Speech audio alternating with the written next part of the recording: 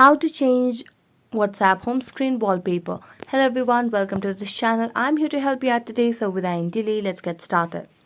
Now first of all, what you simply need to do is launch the Play Store application on your device and simply download this third-party app called Designer Tools.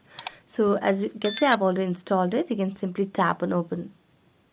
Now as you tap on open, here you can see there are three different options at the bottom of the screen. Just tap on mockup overlay, and as you do that, what you can simply do is tap on this portrait and landscape and select a particular picture.